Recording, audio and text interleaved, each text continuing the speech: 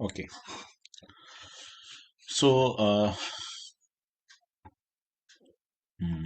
yes, great. So we are now starting with the clauses. Fine.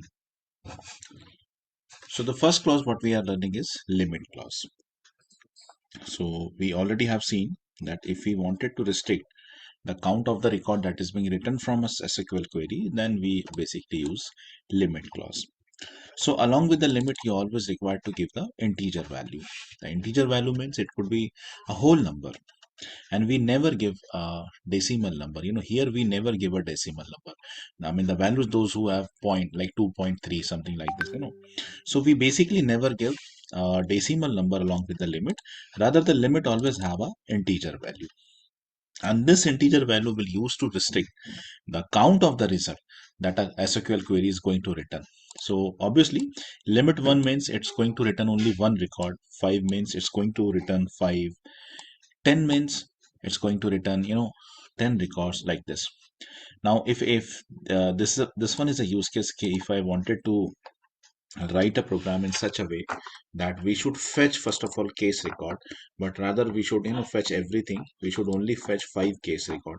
So I'll be writing this query like select and the number of the fields what we wanted to fetch, like ID, case number, status, priority, whatever.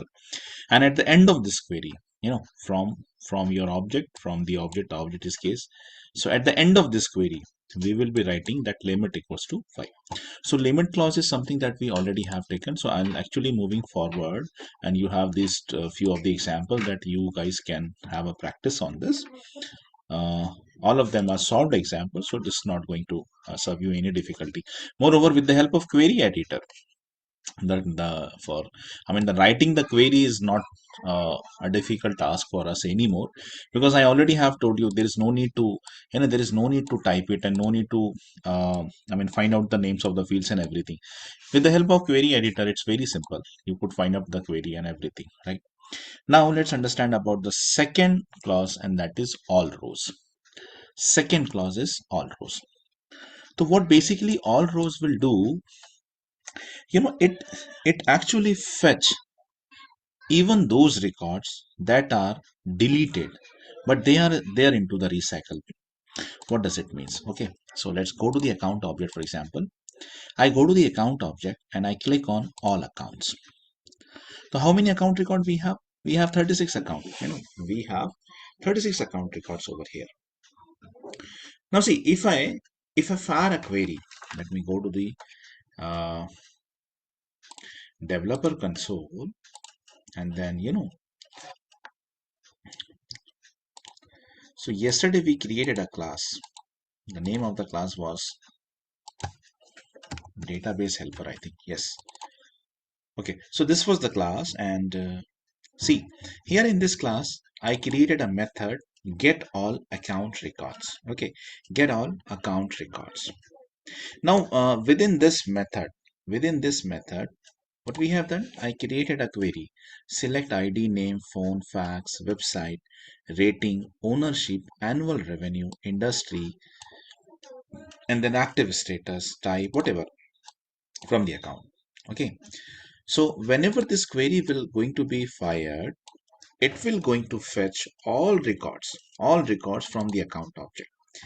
Now here I could even see that how many records account object is having. There are 36 records inside this object.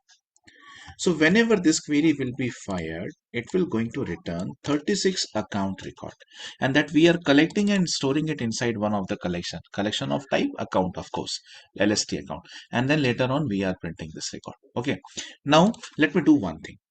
We will execute this program. Okay, we will execute this program and see.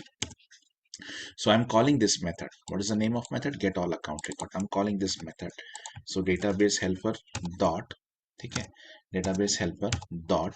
So you have two methods. You have two methods. The first one is get all account record. The second one is the case record that we have designed it in this class. So I'm selecting this method, and I'm putting the semicolon and open log execute, and let's see what happens. So this program, this method has been executed, and we have received all 36 account records. Okay, we received all 36 account records. Now let me add one more column over here. So we are fetching ID, name, everything we are fetching. Okay, type. Okay, there's a field, there's a field.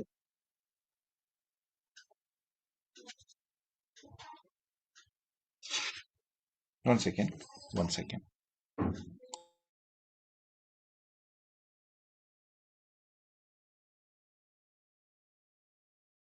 Yes, so there is a field inside the account record. There is a field called as is deleted.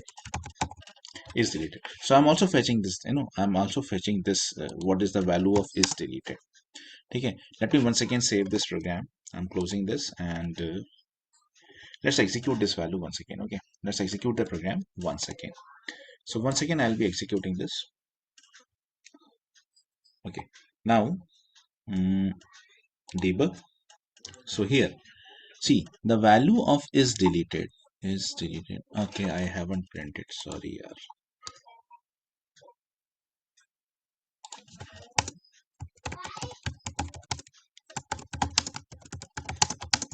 The value of is deleted equals to plus what acc dot is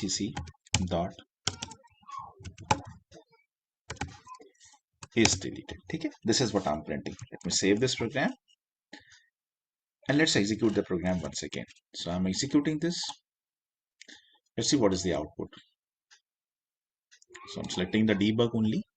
Okay, so how many records we have fetched? 36. Now these are the fields. We have fetched the value of ID and the name of the account, phone, fax, everything. And then we also have fetched. There is a field actually. This one is a hidden field. You won't find this onto user interface.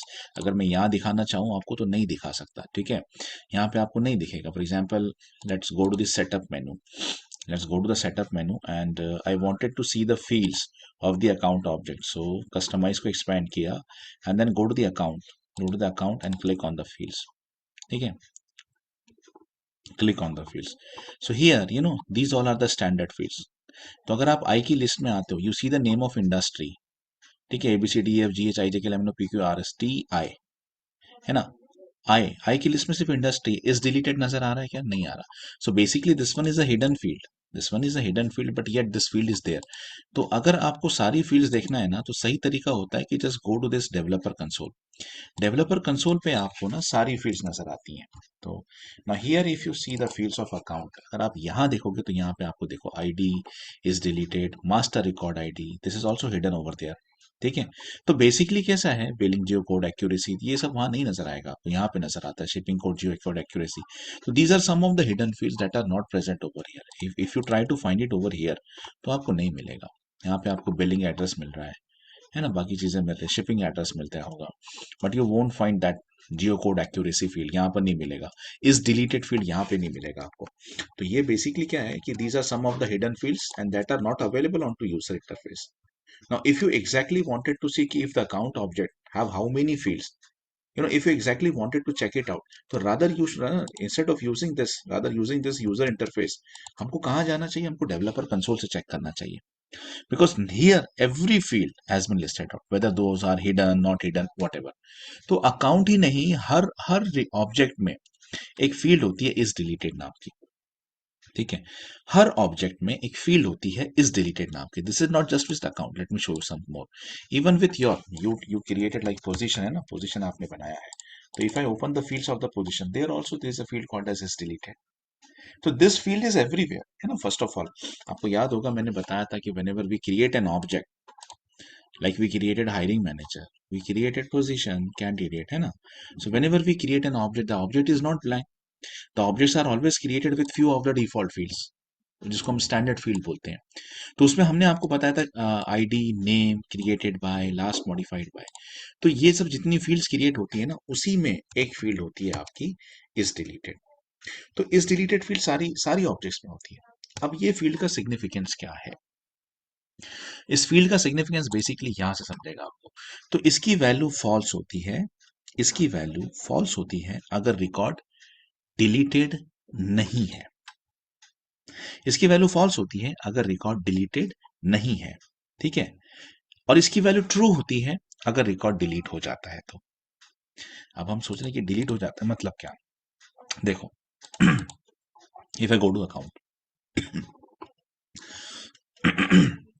and for example I open this Merck Incorporation record, ठीक है।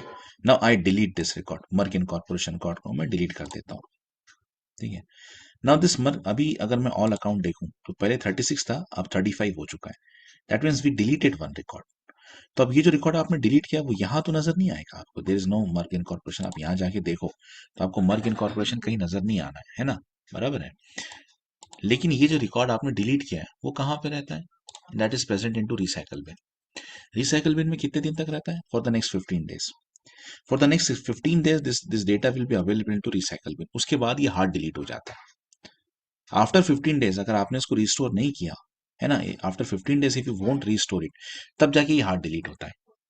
अब ये जो हमको नजर आ रहा है ना, ये यूजर इंटरफेस लेवल पे नजर आ रहा है, ये यूजर इंटरफेस लेवल पे नजर आ रहा है। एक्चुअली डेटाबेस लेवल पे ये कैसे देखते हैं हम लोग, बिकॉज ये account is a table. Account यहाँ पे ऑब्जेक्ट है, लेकिन डेटाबेस पे अकाउंट क्या है, एक टेबल है। तो डेटाबेस लेवल पे हम इसको कैसे रिप्रेजेंट करते हैं। तो जैसे ये सारी, एक क्वेश्चन पूछा गया था इस जगह में कि अगर ये सारे ऑब्जेक्ट्स हैं, account is an object, case solution, ये सारे ऑब्जेक्ट्स हैं, ऑब्जेक्ट टेबल है, रिसाइकल बिन क्या होता है, क्या रिसाइकल बिन भी एक ऑब्जेक्ट है, क्या रिसाइकल बिन भी एक टेबल है। तो उसका आंसर है नहीं। टेक्निकली रिसाइकल बिन नाम से कोई टेबल ही नहीं होता है, let me tell you this. Recycle bin कोई ऑब्जेक्ट भी नहीं होती है। तो रिसाइकल बिन को कैसे मैनेज करते हैं हम। तो एक चीज समझो कि जैसे आपने अकाउंट ऑब्जेक्ट पे एक रिकॉर्ड डिलीट किया, कौन सा रिकॉर्ड डिलीट किया, मर्क एंड कॉर्पोरेशन का। अब यहाँ यूजर इंटरफेस पे हमको क्या नजर आ रहा है कि this recycle bin has, I mean recycle bin में ये जाके स्टोर हो गया। What we thought initially over here, मतलब जो यूजर, देखो ये सब क्या है, ये फ्रंट एंड पार्ट है। Front end should be very easy. Front end का जो मकसद होता है वो यही होता है कि यूजर को, सामने वाले को इजी लगना चाहिए। What we use to call something in the IT, जिसको हम यूजर फ्रेंडली बोलते हैं। तो आप हमेशा ये कोशिश करते हैं कि फ्रंट एंड जो हो वो जितना हो सके यूजर फ्रेंडली रहे, है ना। फ्रंट एंड जो हो वो जितना हो सके वो यूजर फ्रेंडली रहे, ठीक है। तो तो यहाँ पे ये चीज दिखाने की कोशिश है कि रिसाइकल बिन में ये जा चुका है, बट बेसिकली रिसाइकल बिन कोई मेमोरी नहीं होती है। रिसाइकल बिन ना ही तो कोई ऑब्जेक्ट होता है और ना ही रिसाइकल बिन नाम का कोई टेबल होता है। टेक्निकली क्या हुआ है पता है क्या, ये जो रिकॉर्ड आप देख रहे हैं ना, मर्ग कॉर्पोरेशन, ये आज भी अकाउंट ऑब्जेक्ट में ही है। ये अभी भी अकाउंट ऑब्जेक्ट में ही है। ये बेसिकली अकाउंट टेबल में ही है, ये रिकॉर्ड कहीं नहीं गया। बस इसका इस डिलीटेड का जो वैल्यू है ना वो ट्रू हो चुका है। तो यहाँ पर ना एक काउंटर, एक ट्रिगर फायर होता है इसके बैकएंड पे, कि वो 15 days तक इस डिलीटेड की वैल्यू अगर ट्रू रहती है तो वो पर्टिकुलर रिकॉर्ड को डिलीट करता है। तो आफ्टर 15 days वो हार्ड डिलीट हो जाएगा। लेकिन अभी जैसे आप देख रहे हो कि आपको रिसाइकल बिन में ये दिख रहा है, तो ये रिकॉर्ड कहीं नहीं गया, ये रिकॉर्ड आज भी अकाउंट में। अगर मैं पोजीशन ऑब्जेक्ट पे जाकर, ठीक है, कोई एक रिकॉर्ड है, ठीक है, कोई एक रिकॉर्ड है कॉन्टैक्ट की रिलेशन, उसको मैं अगर डिलीट कर देता हूँ फॉर एग्जाम्पल, तो बेसिकली ये रिकॉर्ड कहीं नहीं गया है।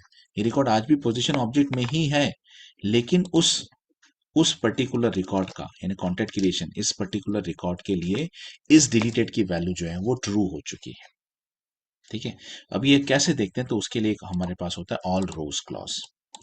तो ऑल रोज अगर आप क्वेरी पे फायर करके देते हो, ठीक है, ऑल रोज अगर आप क्वेरी के साथ देते हो तो वो आपको रिजल्ट पूरा देता है, इंक्लूडिंग डिलीटेड रिकॉर्ड्स। आओ देखो कैसे। तो अभी मैंने एक रिकॉर्ड डिलीट किया है अकाउंट ऑब्जेक्ट में। अगर मैं ऑल अकाउंट्स में जाके देखता हूं तो आप जानते हैं कि after deleting one record now we have 35 records, ठीक है। चलो, सो 35 रिकॉर्ड्स हैं हमारे पास। Previously we were having 36, previously we were having 36। Now let me execute this once again. यही प्रोग्राम को मैं फिर से एक बार एग्जीक्यूट करता हूँ, सेम मेथड, ठीक है, सेम मेथड फिर से एग्जीक्यूट करता हूँ। एंड लेट्स नाउ सी कि how much data we have fetch. Query ने कितना रिटर्न किया अपने को, 35। ऑब्वियसली 35 रिटर्न किया, क्योंकि जितना ये क्वेरी इस वक्त, ये this one is a normal query, ये सिर्फ उतना ही डेटा देगी अभी आपको, ये सिर्फ उतना ही डेटा अभी आपको देगी, ठीक है, जितना डेटा इस वक्त ऑब्जेक्ट में मौजूद है और जितने के लिए इस डिलीटेड की वैल्यू जो है वो फॉल्स है, ठीक है। तो अभी आपको जितना भी डेटा मिला है वो सारा क्या, इस डिलीटेड की वैल्यू फॉल्स के साथ, मतलब ये वो डेटा है जो डिलीट नहीं हुआ है। ऐसे कितना डेटा है, 35। अब मैं यहाँ पे थोड़ा सा चेंजेस कर रहा हूँ क्वेरी में, ठीक है, थोड़ा सा चेंजेस कर रहा हूँ। क्लॉजेस, क्लॉजेस हमेशा नीचे रहते हैं, अगर आपको देखना है तो इसका फॉर्मेट मैंने कहा था कि ये फॉर्मेट याद करो सभी लोग। In the beginning itself I told one thing कि देखो ये फॉर्मेट जो मैं दे रहा हूँ आपको सभी को याद करना है। ये ठीक है। चलिए, तो यहाँ पर अब मैं एक क्लॉज इंट्रोड्यूस कर रहा हूँ जिसका नाम है ऑल रोज। ऑल रोज क्लॉज जो है यहाँ पे फ्रॉम अकाउंट, और बस एक क्लॉज इंट्रोड्यूस करता हूँ ऑल रोज नाम से। I'm just including one clause all rows. Let me save this program first of all. ठीक है। विदाउट ऑल रोज, विदाउट ऑल रोज हमने अभी क्वेरी फायर किया है, तो हमारी क्वेरी ने कितना रिटर्न किया हमको 35 रिकॉर्ड्स विदाउट ऑल रोज। ठीक है। अब मैं ऑल रोज के साथ में सेम क्वेरी फायर करता हूँ, ऑल रोज के साथ में सेम क्वेरी फायर करता हूँ। So I am executing this method once again and let's see अब हमें कितना रिजल्ट मिलता है। सो डीबग करते हैं। अब देखो 36 आता है, पहले कितना था 35, अब कितना है 36। मतलब अब एक जो रिकॉर्ड है जो डिलीट हुआ था वो भी आपको मिलेगा, और वो टेक्निकली सबसे नीचे अपेंड होता है। आप सबसे नीचे जाओ। सबसे नीचे नहीं आया तो फिर बीच में आएगा, यूजुअली सबसे नीचे आता है, तो फिर अब मुझे ऐसे एक एक स्क्रॉल करके देखना पड़ेगा। Is deleted equals to false, false, false, false, is deleted false, false, ये रहा is deleted equals to true. ये देखिए आप, ये वाला रिकॉर्ड पर्टिकुलरली आप लोग ध्यान से देखो, ये रिकॉर्ड। तो यहां पर आप देख सकते हैं कि इस डिलीट की वैल्यू जो है वो क्या है, ट्रू। मतलब ये वो रिकॉर्ड है जो टेक्निकली डिलीट हो चुका है। डिलीट हो चुका है मतलब ये आज भी अकाउंट ऑब्जेक्ट में ही है, इसकी आईडी भी है, नेम भी है, सारी चीजें अवेलेबल है, सारी चीजें अवेलेबल है। बस ये है कि इस डिलीट की वैल्यू क्या हो चुकी है, ट्रू। तो इस डिलीट की वैल्यू ट्रू होने की वजह से, इस डिलीट की वैल्यू ट्रू होने की वजह से, ठीक है, ये रिकॉर्ड एक्चुअली कहां से फेच होके आया है, रिसाइकल बिन से, जिसको हम बोल सकते हैं। तो टेक्निकली रिकॉर्ड कहीं नहीं जाते, जब आप डिलीट करते हो ना स्टिल वो ऑब्जेक्ट में ही रहता है, और नेक्स्ट 15 डेज तक ऑब्जेक्ट में ही रहता है। बस होता ही है कि उसके लिए इस डिलीटेड की वैल्यू ट्रू हो जाती है। ऐसा कोई भी रिकॉर्ड जो आपने डिलीट किया है। दूसरा मैंने क्या लिया था यहाँ पे, हायरिंग मैनेजर लिया था, क्या लिया था,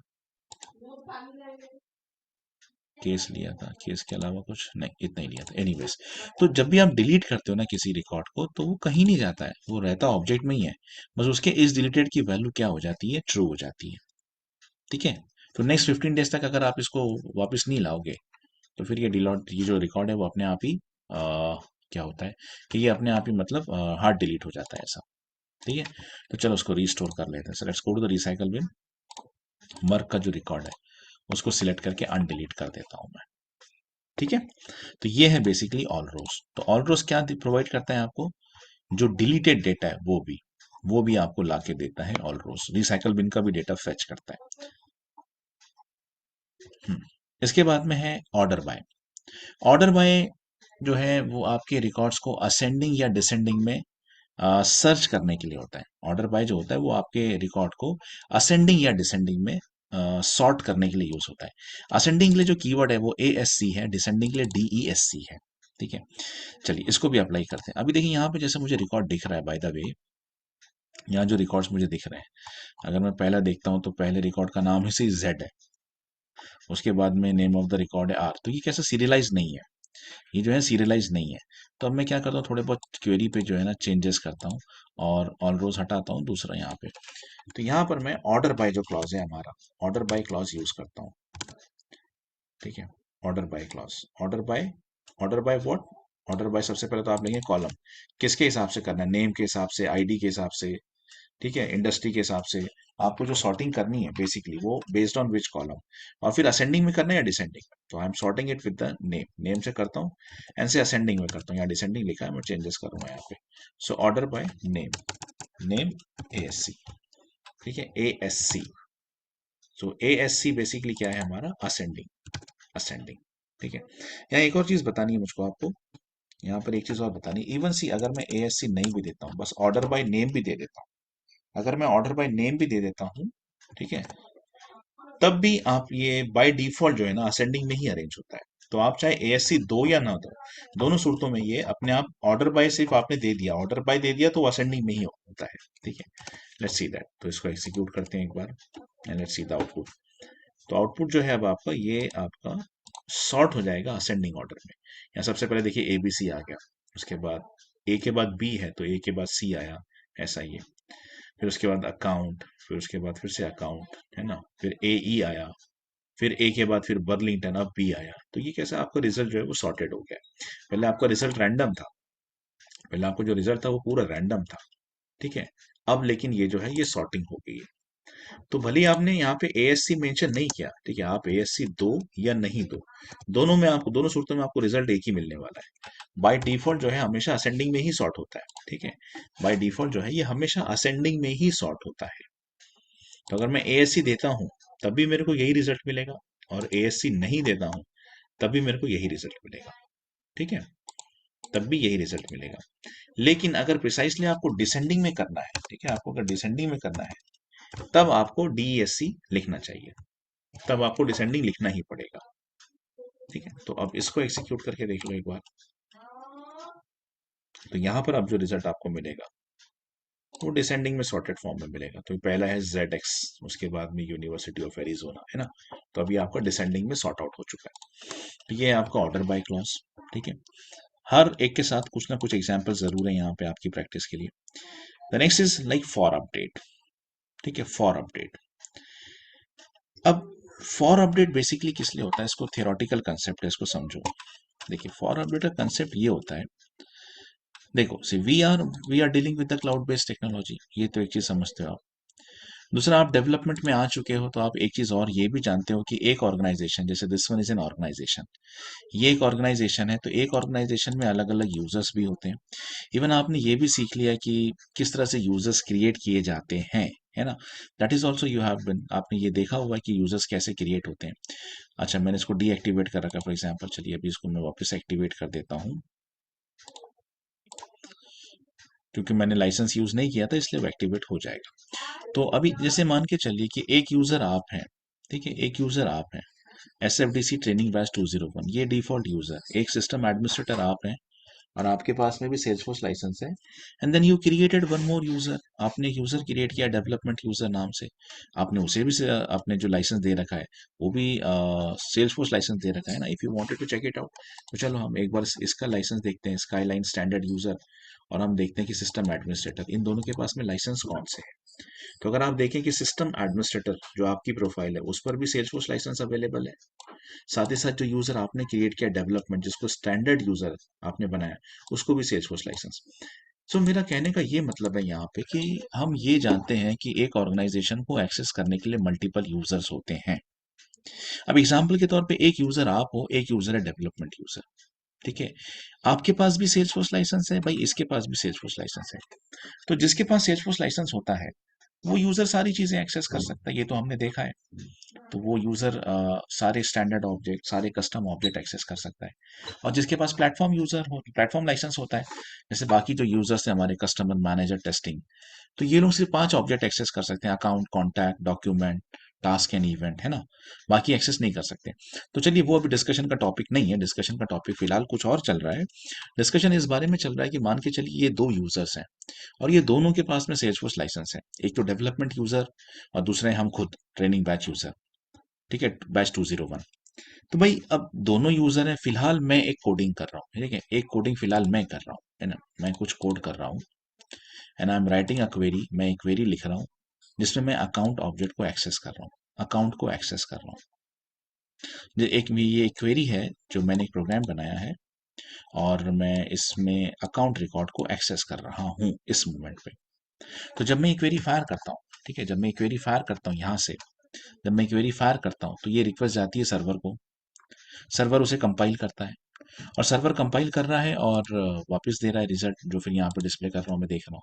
तो एक तरफ मैं काम कर रहा हूँ, और मान के चलिए एक सेकंड विंडो पे डेवलपमेंट यूजर काम कर रहा है, एक सेकंड विंडो पे डेवलपमेंट यूजर काम कर रहा है किसी और लॉगिन से, किसी और सिस्टम से, बिकॉज ये भी तो एक यूजर ही है ना।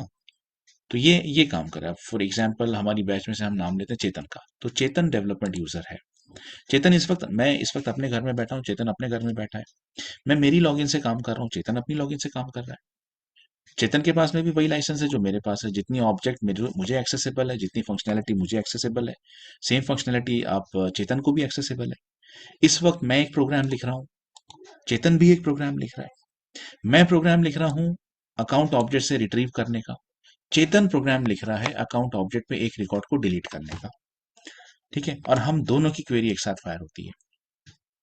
एग्जाम्पल, तो एक तरफ मैं इंसर्ट कर रहा हूं या रिकॉर्ड देख रहा हूं, दूसरी तरफ एक दूसरा ऑपरेशन हो रहा है सेम ऑब्जेक्ट पे।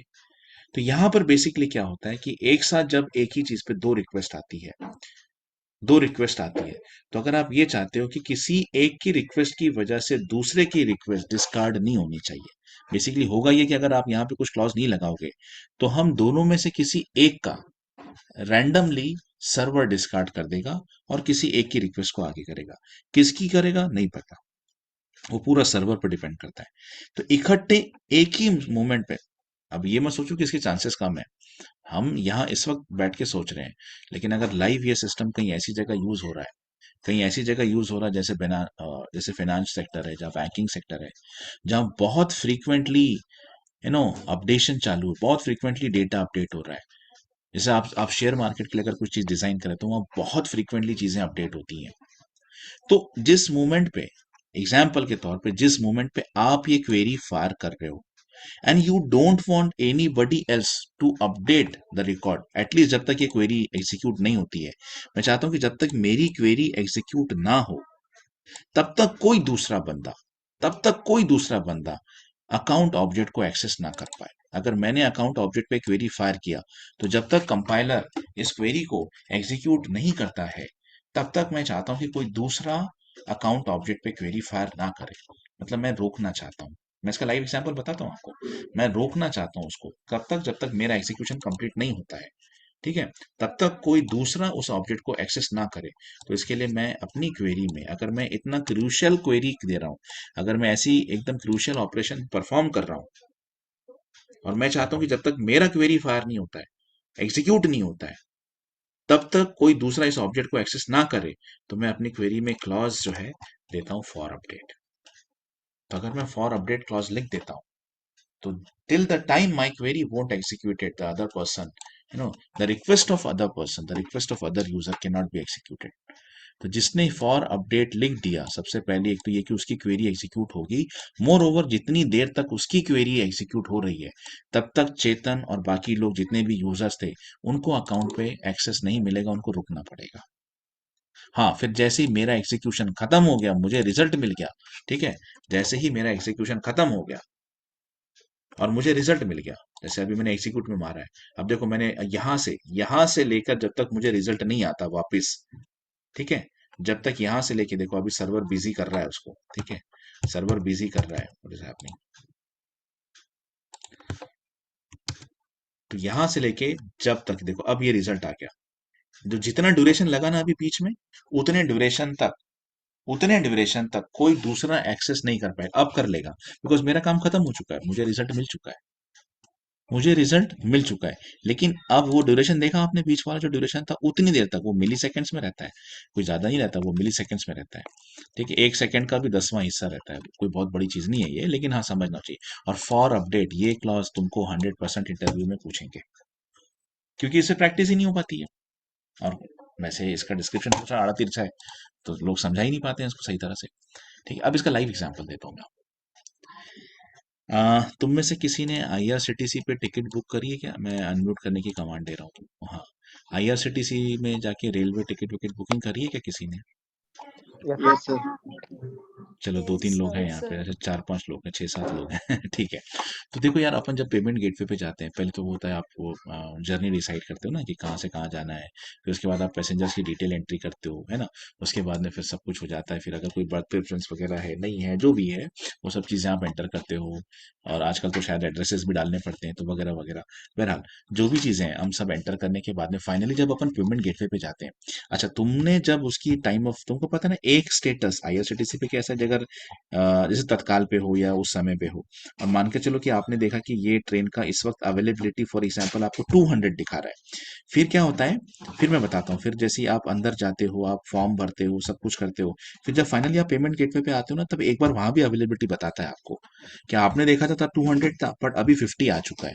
ठीक है, आपको बुक करना है कि नहीं करना है, अगर आपने देखा वेटिंग पे आ गया तो आप रुक सकते हो, वहीं पर रुक सकते हो कि नहीं जान दो यार, बुकड हो गई टिकटें। लेकिन आपको दिख रहा है कि अरे 200 था और सिर्फ 50 बुक हुई है और 150 सीटें अभी भी अवेलेबल है, तब आप पेमेंट गेटवे इनिशिएट करते हो। तो जिस मोमेंट पे आप पेमेंट गेटवे वहां इनिशिएट करते हो ना, तो वो जितनी सीट्स आपने 2 या 3 सीट्स मांगी, तब वो क्वेरी फॉर अपडेट लगाता है। उतने देर तक वो उन 2 सीटों के लिए दूसरा ट्रांजेक्शन नहीं करता। तब वो 2 सीटें, अगर वो, अब सब डिपेंड करता है आपके बैंकिंग के ट्रांजेक्शन पे। अगर आपका बैंकिंग का ट्रांजेक्शन सक्सेसफुल हो जाता है उतने ड्यूरेशन पे, तो आपकी टिकटें बुक हो जाती है। अदरवाइज जो है, या तो ट्रांजेक्शन फेल होता है या फिर आप वो वेटिंग पे चला जाता है, लेकिन आपको जो है पता चल जाता है कि नहीं हुआ है ऐसा। तो फॉर अपडेट क्या करता है, रोक देता है। फॉर अपडेट में बेसिकली रोक देता है, तब तक रोकता है जब तक आपका ट्रांजेक्शन कंप्लीट नहीं होता, तब तक अकाउंट ऑब्जेक्ट को कोई एक्सेस नहीं कर सकता। ये है बेसिकली फॉर अपडेट का काम। ठीक है, हाँ। नेक्स्ट आगे बढ़ते हैं, और ये इसलिए because we are dealing with the cloud technology, और क्लाउड टेक्नोलॉजी में एक चीज़ है कि जिस और को हम एक्सेस कर रहे हैं, जिस क्लास को, जिस ऑब्जेक्ट को मैं एक्सेस कर रहा हूँ, मतलब एक तरफ हो सकता है कि ऐसा हो सकता है कि मैं यहाँ पे इंसर्शन कर रहा हूँ, एक नया रिकॉर्ड इंसर्ट कर रहा हूँ, हो सकता है उसी समय पे कोई और है, जैसे चेतन है, चेतन एक रिकॉर्ड को डिलीट कर रहा है, ठीक उसी मोमेंट पे चेतन एक रिकॉर्ड डिलीट कर रहा है। अब ये 2 रिक्वेस्ट एक ही ऑब्जेक्ट एक समय पे कैसे हैंडल करेगा, तो एक को फॉर अपडेट कर देते हैं, ऐसा रहता है ये। तो ये तो मैनुअली बताया मैंने यूजर इंटरफेस से। ये सेम चीज अगर प्रोग्रामिंग पे चल रही है, कि अगर आपको मान के चलो कि ऐसी क्वेरी डिजाइन करने की रिक्वायरमेंट है कि हर सूरत में ये क्वेरी जब एग्जीक्यूशन पे आती है, तो पहले ये एग्जीक्यूट होना चाहिए, और जब तक ये एग्जीक्यूट हो रही है तब तक ये ऑब्जेक्ट बिजी हो जाना चाहिए। तो ऐसी केसेस में हम फॉर अपडेट लगाएंगे। हर जगह फॉर अपडेट मत लगाते ना आप, ठीक है, हर जगह फॉर अपडेट मत लगाना, फॉर अपडेट लगाने की जरूरत है तो लगाना, वरना नहीं लगाना, इन सिंपल। ठीक है, चलो नेक्स्ट। अब आता है ऑफसेट। ऑफसेट बेसिकली जो है वो, ऑफसेट और लिमिट ये इकट्ठे यूज किया जाता है। तो ऑफसेट एक्चुअली क्या देता है तुमको, जैसे लिमिट, एक मिनट, क्वेरी से समझो इसको।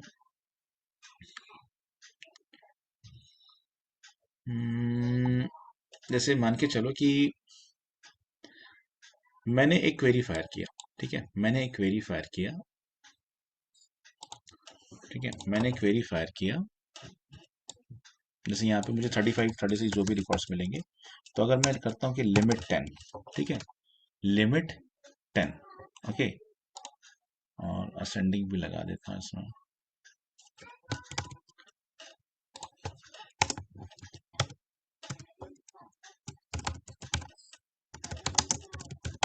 Order by name, order by name in ascending with limit 10। ठीक है, ये क्वेरी फायर किया मैंने। Let me close everything first of all, let me close everything. तो एक क्वेरी फायर किया मैंने, जिसमें पहले विदाउट इसके देख लो आप, पहले विदाउट इसके देखो, ठीक है, लेट मी सेव दिस। तो क्वेरी फायर कर रहा हूं मैं, जिसमें बेसिकली जो भी रिजल्ट है उसको नेम, यानी नेम के हिसाब से असेंडिंग ऑर्डर में अरेंज कर रहा हूँ। ओके, सो पहले इतना देखो, पहले एक समझो, पहला रिजल्ट समझो। ये आपका पहला रिजल्ट है, जिसमें आपका जो रिजल्ट है वो असेंडिंग ऑर्डर में सॉर्ट आउट हो चुका है। अब ये है ए पहला, उसके बाद में फिर जो भी है यहाँ पे, ठीक है। अब इसके बाद में मैं इसी के आगे लिमिट पे जाता हूँ। तो अब लिमिट कहाँ लिखूं, ऑर्डर के नीचे लिखूं या ऊपर लिखूं, इसीलिए आपको ये फॉर्मेट याद होना चाहिए। ठीक है, मैंने कहा था क्लॉज के ये जितने भी क्लॉजेज है ना, इसका सीक्वेंसिंग ऊपर नीचे नहीं कर सकते अपन, इसका सीक्वेंसिंग अपन ऊपर नीचे नहीं कर सकते। तो ऑर्डर बाय, ऑर्डर बाय, इसका सीक्वेंसिंग ऊपर है, और लिमिट इसके नीचे है, ऑफसेट इसके नीचे है। ठीक है, तो अभी मेरी क्वेरी है, जैसे मैंने अभी तक क्वेरी कितनी बना चुका हूं मैं, ऑर्डर बाय तक बना चुका हूँ। अब मुझे पूरा यहाँ पे बहुत सारा रिजल्ट मिला, यहाँ मुझे 36 रिकॉर्ड, 35 रिकॉर्ड जो भी मिले हैं। ठीक है, मुझे इतने रिकॉर्ड नहीं देखने, फॉर एग्जाम्पल मुझे 10 ही रिकॉर्ड देखने हैं। ठीक है, पहले 10 रिकॉर्ड देखने हैं। तो 10 रिकॉर्ड देखने हैं, तो अब मैं क्या करता हूँ यहाँ पे कि लिमिट डालना है, लेकिन मैं लिमिट ऑर्डर के ऊपर लिखूं या नीचे लिखूं, इसके लिए आपको ये सीक्वेंस पता होना चाहिए। तो ये पूरा सीक्वेंस याद करो, where, group by, having, order by, limit, offset, for update and all rows. ठीक है, ये इसका सीक्वेंस है। इसको हम ऊपर नीचे नहीं कर सकते, मतलब मैं ऑर्डर बाय को नीचे लिखूं, ऑफसेट ऊपर लिखूं, नहीं चलता। ऑर्डर बाय अगर ऊपर है तो ऊपर ही रहेगा, अगर लिमिट लिखना है तो उसके नीचे आएगा, ऑफसेट लिखना है तो वो उसके नीचे जाएगा। ठीक है, तो फिलहाल मैं लिमिट लिख रहा हूँ यहाँ पे। अब इसके नीचे मैं इंट्रोड्यूस करता हूँ लिमिट, लिमिट 10। ठीक है, तो आप मुझे पूरा रिजल्ट मत दो, आप मुझे पूरा रिजल्ट मत दो, रादर आप ये जो जितना भी रिजल्ट यहाँ पे दिया है आपने, ठीक है, इसमें से पहले 10 रिजल्ट दे दो, फर्स्ट 10 रिजल्ट हो। तो मैंने लिमिट लगाई है 10 की और मैं इसको एग्जीक्यूट करता हूँ।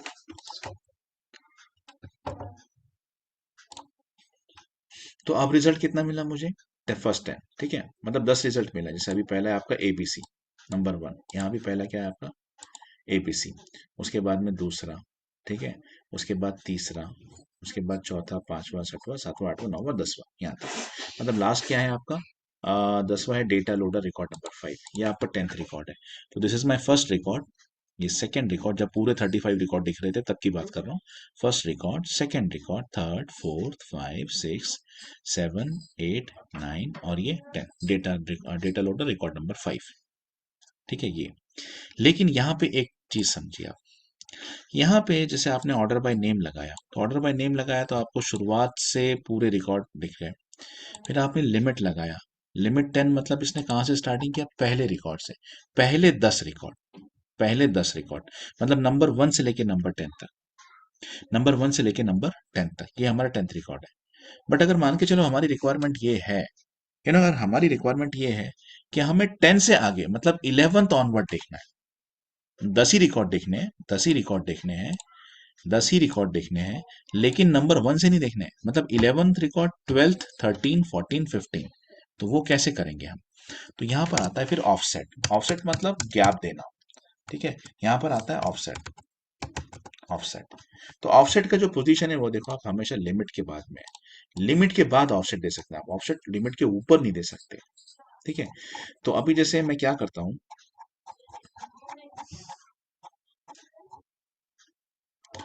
तो ऑफसेट भी साथ में आपको इंटीजर ही देना है जैसा आप इसके साथ देते हो। तो ऑफसेट की वैल्यू देता हूं मैं फॉर एग्जांपल 10।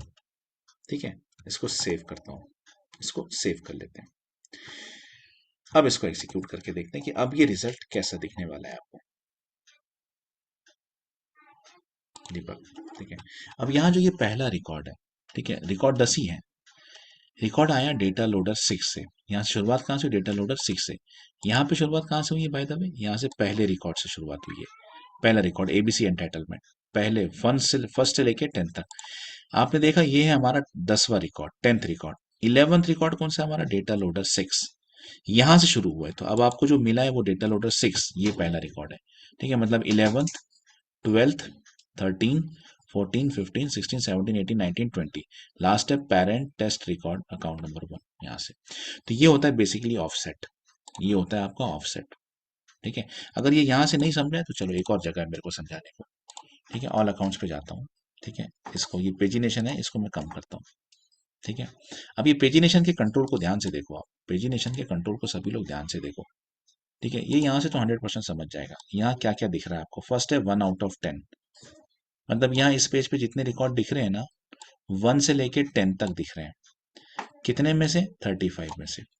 टोटल रिकॉर्ड कितने, 35। नजर कहाँ से कहाँ तक आ रहे हैं, 1 से लेके 10 तक। ये हो गया पहला पेज, ये हो गया पहला पेज। ठीक है, now what happen when you press next. और जब आप नेक्स्ट का बटन प्रेस करते हो, ठीक है, जब आप नेक्स्ट का बटन प्रेस करते हो, अब कहां से नजर आता है, 11 से 20, मतलब 1 to 10 जो रिकॉर्ड था वो स्किप हो गया, 1 to 10 स्किप हो गया, 1 to 10 स्किप हो गया है। और अब रिकॉर्ड कहां से दिख रहे हैं, 11 to 20।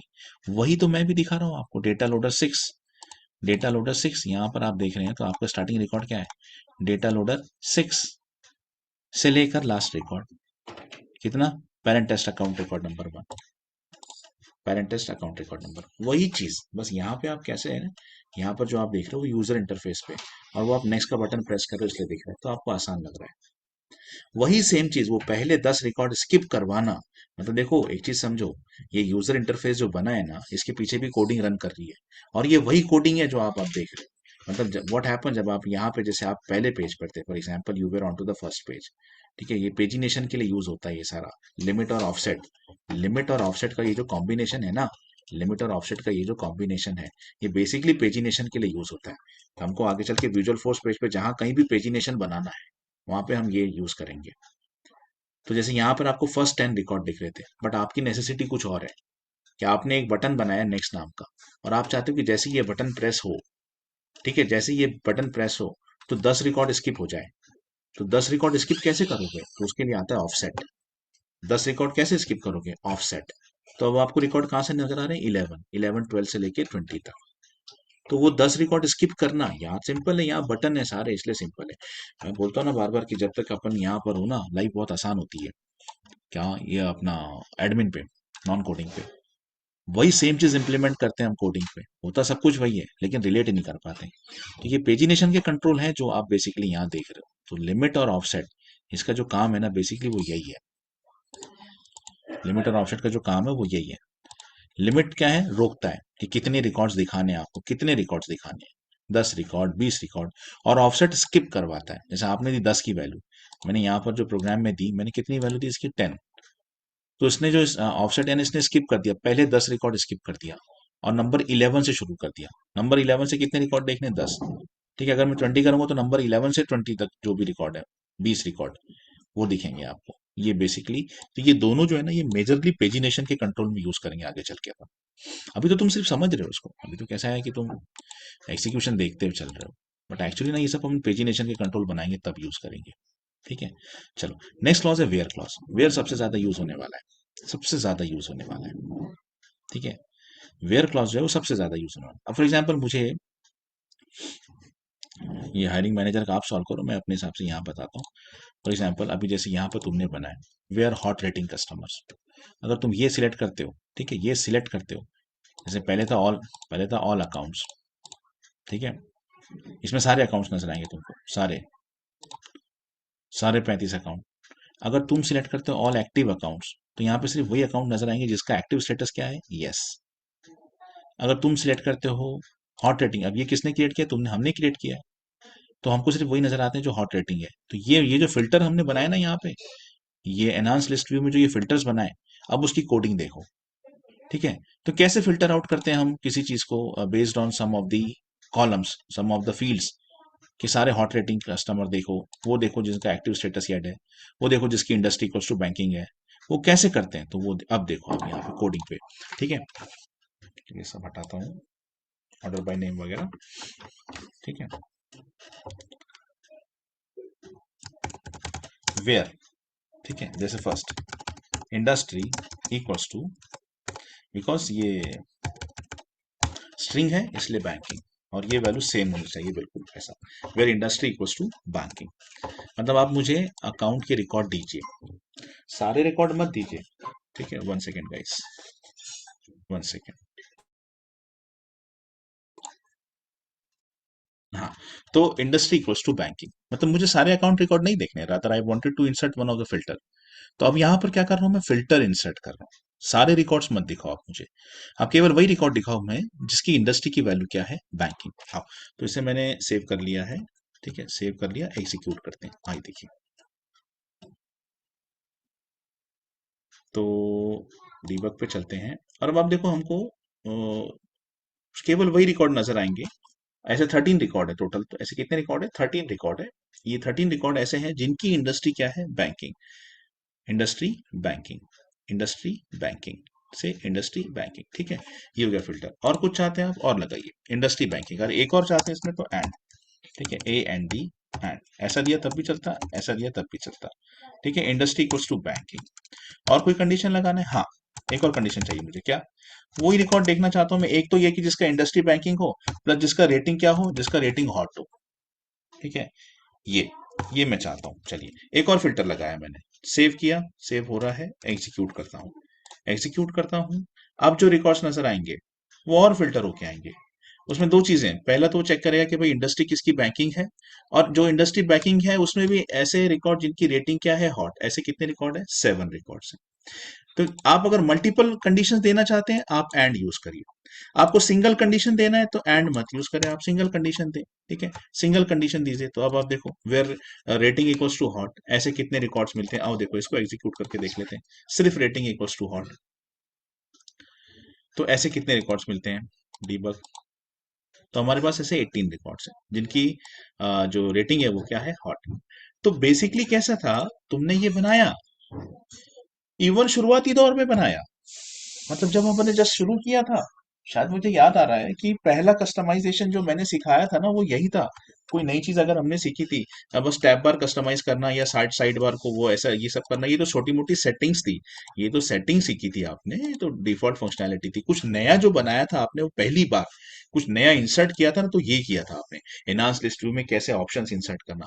अब यहाँ देखो कितना आसान हुआ करता था ये, कितना आसान हुआ करता था कि हम फील्ड सिलेक्ट करते थे, है ना, हम फील्ड सिलेक्ट करते थे, equals to not equals to, ऐसा ऐसा, और ऐसी कितनी कंडीशन डाल सकते थे आप, 10 कंडीशन डाल सकते थे। तो ये यहाँ पे कैसे ना बहुत आसान होता है सब चीजें।